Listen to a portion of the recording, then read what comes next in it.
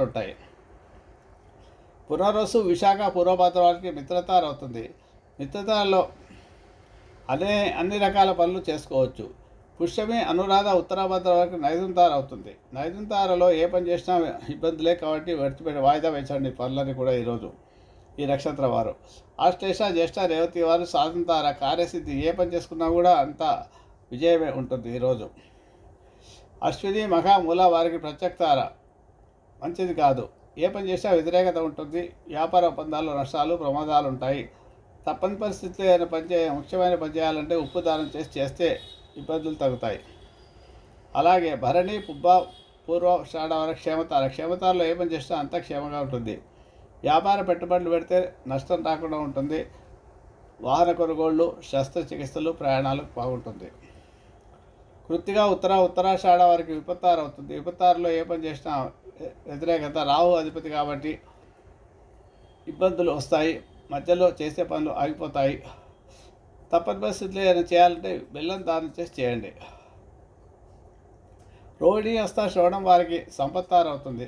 సంపత్తారలో ధన విషయం కాకుండా అన్ని రకాల పనులు చేసుకోవచ్చు.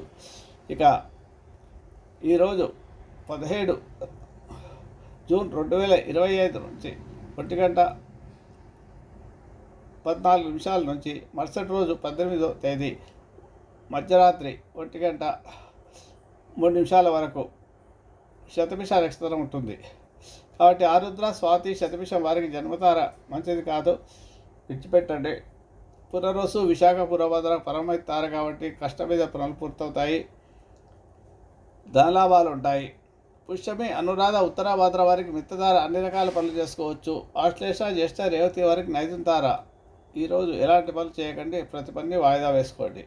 అశ్విని మఖ మూల వారికి సాధంతార, ఏ పని చేసినా కార్యసిద్ధి చాలా బాగుంటుంది వీరికి.